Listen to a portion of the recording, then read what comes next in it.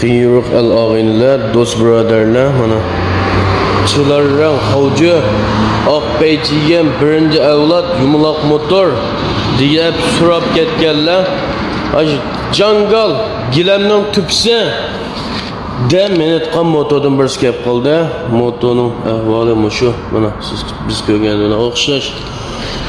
Oldi keyni kamallarım muzday ihtiyoc bala.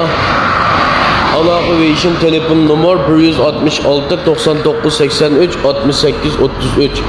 Men motorni sotmoqchi bo'lgan baho dehqon chorvachida pul bo'lmasa hech qanday odam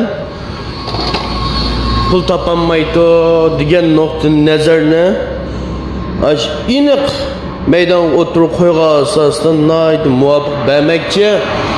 Motorning hech qanday yeri bo'shan emas. Mush motor ram qismi ulg'ash emasligiga 100% bo'shan qitmas. Ondan boshqa ya'ni shu ko'zni yug'on echib, men motorning ishini ko'rmaganiga bo'shan qilibmiz. Motorni siz yoki haydab boqmaganiga shunga bo'shan qilibmiz ram qismini.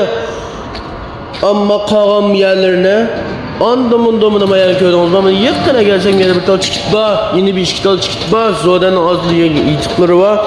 Aynda yalni ko'zingizni yug'on echib ko'rsiz, ammo lekin men ko'rmayotgan yalni siz uchun biz bo'shanga qilib beramiz. Qo'lingizga tekkandan keyin biz deganday chiqmay qolib qolsa, har qanday yerga sotsak, bag'an kelgan kirani biz bir ep qatmiz.